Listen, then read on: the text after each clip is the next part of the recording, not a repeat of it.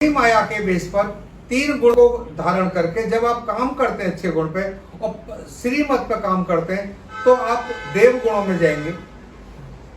क्योंकि ये योनियां ऐसे नहीं, जब हमारा अगला जीवन होगा तो इन्हीं गुणों के आधार पर होगा। इस देव में स्थित ये आत्मा वास्तव में परमात्मा की ही पावर है। जो हमारे शरीर में जो आत्मा है या पशु पक्षी पेड़ पौधे, ये सबके अंदर पावर है, शक्ति है। पशुओं के अंदर भी पावर है, पेड़ों के अंदर भी पावर है, इंसानों के अंदर भी पावर है, पृथ्वी में भी पावर है, जल में भी पावर है। आपको पता है जल जिंदा है, जल हमारी बात सुनता है। आप कभी जल को ऐसे गालियां दो और आपका अभी YouTube पे डालना कि जल की वाटर मेमोरी क्या होती है। अगर आप जल को गालियां देते थे वो चले जाओ तो जल का क्या होगा, वो अशुद्ध होना शुरू हो जाएगा। जैसे मैं एग्जांपल देता हूं, जब आप गंगा जी के पास जाते हैं, जब आपकी गाड़ी गंगा जी के पास आने लगती है तो आपकी भावनाएं अच्छी होने लगती हैं। और जब भावनाएं अच्छी होने लगती है, जब हम गाड़ी लेकर गंगा जी के ऊपर से जाते हैं तो गाड़ी रोकते हैं, जेब में से कुछ निकालते हैं, गंगा जी को अर्पित करते हैं और वहां से हाथ जोड़ते हैं, फिर वहां से जाते हैं। गंगा जी में सब कुछ वही हुआ जो यमुना जी के अंदर हुआ। वैसे ही गंगा जी के किनारे शहर है, वैसे ही यमुना जी के किनारे शहर है। लेकिन जब यमुना जी के पास जाते हैं तो सभी लोग नाक को बंद करते हैं, कहते हैं बहुत गंदी है, बदबू आ रही है। तो यमुना जी धीमे धीमे बदबूदार हो गई, गंदी होने लगी उनका जल।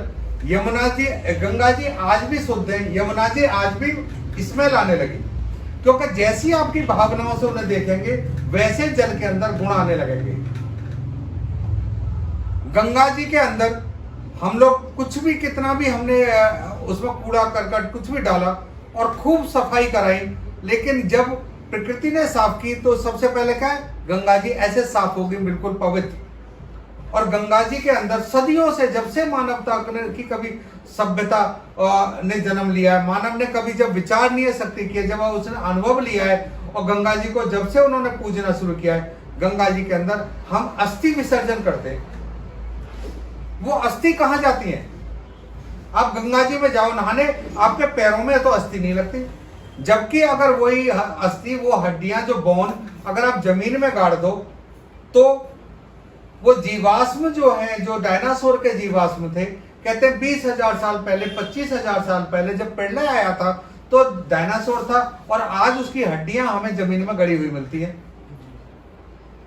गंगा जी की में हड्डियां कहां गई, गंगा जी में बोन कहां गई? क्योंकि वो पवित्र है और पवित्रता के साथ जब हम डालते हैं तो प्रकृति का जो गुण है वो गुण गुण में समा जाता है। अपवित्रता के साथ जब चीज चलती है तो गुण गुणों में नहीं समा पाता, वो अवगुणों में समा जाता है। तो हमारी जो विचार, हमारा जो बोलना और जो हमारा कर्म, इन तीनों के ऊपर हमारा जीवन होता है। क्योंकि प्रकृति त्रिगुणी माया है।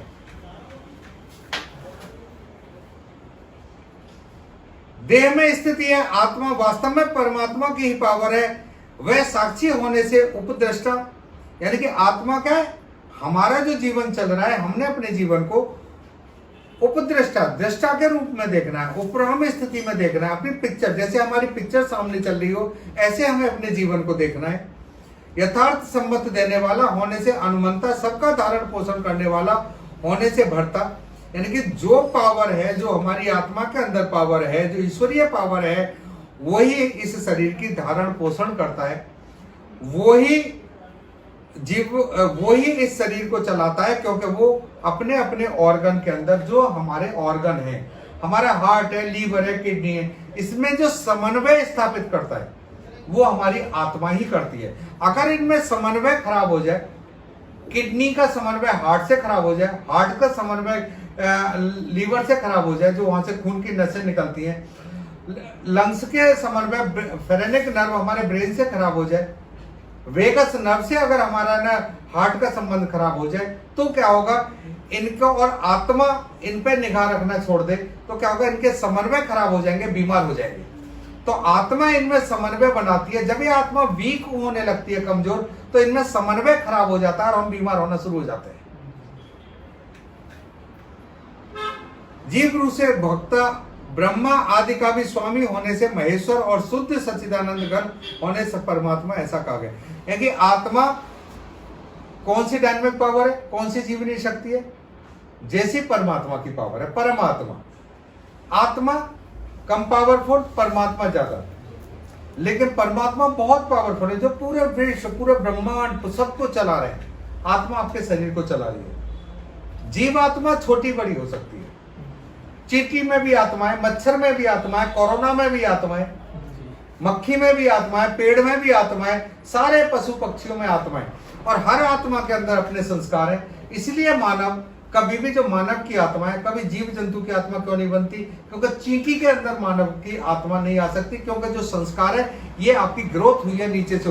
चींटी चींटा बन सकता है, चींटा कॉकरोच बन सकता है, कॉकरोच बड़ा है ना पक्षी बन सकता है, पक्षी गिद्ध बन सकता है। लेकिन इंसान नीचे की योनि में नहीं जा सकता, वो इसी योनि के अंदर आएगा। इसको हम आगे पढ़ेंगे 18वें अध्याय में, आगे बताएंगे कि ऐसा होता कैसे। नीच योनि क्या होती है उसके बारे में भी बताएंगे। स्वामी महेश्वर शुद्ध सच्चिदानंद होने, ठीक है। इस प्रकार पुरुष को और गुणों से सहित प्रकृति को जो मनुष्य तत्व से जानता है, वह सब प्रकार से कर्तव्य कर्म करता हुआ भी फिर नहीं जन्मता। यानी कि जो मनुष्य इस प्रकृति को, जो प्रकृति के अंदर तत्व क्या है, पेड़ क्या है, इस जल के अंदर है ना क्या पावर है, फूल क्या है, फल क्या है, जो पूरी प्रकृति को तत्व के साथ जानता है, वैसा प्रकार से कर्तव्य कर्म करता हुआ भी फिर नहीं जन्मता। यानी कि वो कर्म करेगा। सारे इंसान देखने में एक जैसे लगेंगे, लेकिन उनके कर्मों के आधार पर उनका चेंजेस आते हैं। कर्मों के आधार पर उनका विभाग अनुसार उनको अलग किया जाता है। कर्मों के आधार पर, विभाग अनुसार। क्योंकि कर्म जो है वो आपको है ना बताते हैं कि ये आत्मा दुष्ट आत्मा है या देवात्मा है। ये कौन सी आत्मा है? जो अच्छे काम करने वाली, बुरे काम करने वाली, या नॉर्मल इंसान वाली?